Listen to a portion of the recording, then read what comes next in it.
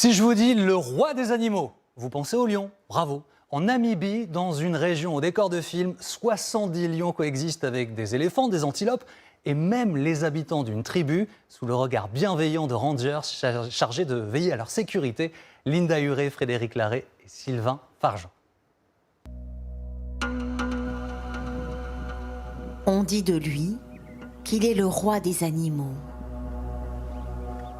Mais ici, son royaume est une terre de dunes, de sable, où il ne pleut presque jamais.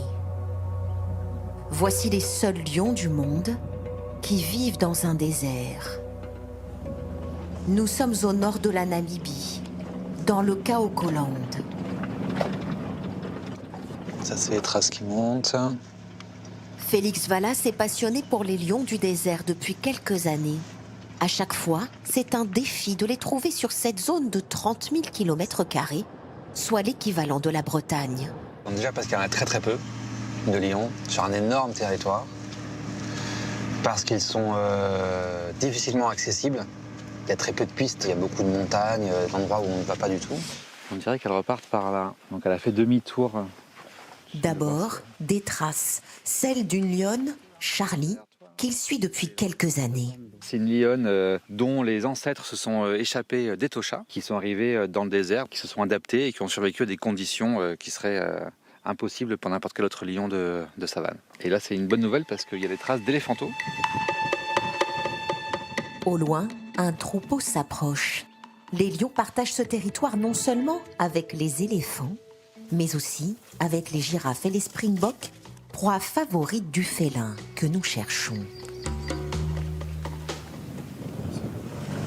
Ils sont là, tous les deux, le mâle et la femelle, ensemble dans la brume, incroyable. Charlie est là, et elle n'est pas seule.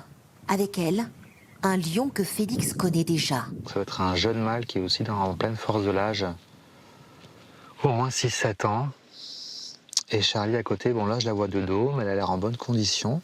Les lions du désert sont étudiés depuis plusieurs années. Ils ont été notamment équipés de colliers afin de connaître leurs habitudes de déplacement. Donc je lui envoie l'information par message satellite, avec le jour, l'heure et le comportement.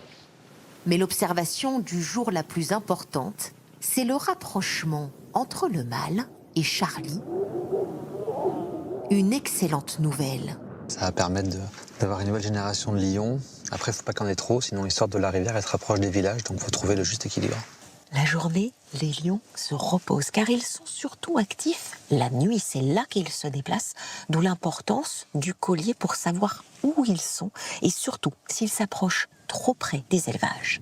À une trentaine de kilomètres de là, les premiers villages.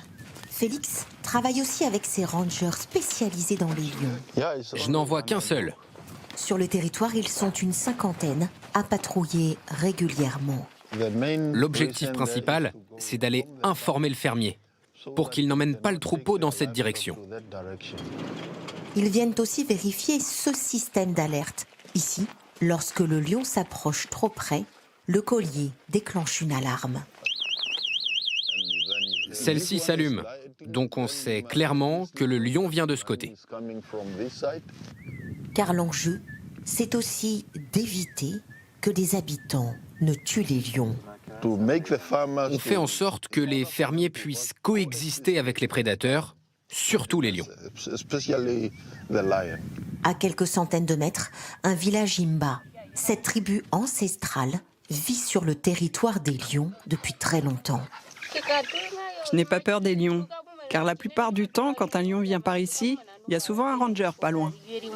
Les rangers sont présents ici depuis près de 15 ans, dévoués à la protection de ces prédateurs, résilients, capables de parcourir 50 km par jour dans le désert, mais aussi menacés. Aujourd'hui, on estime qu'il en resterait seulement environ 70 sur l'ensemble du Kaokoland.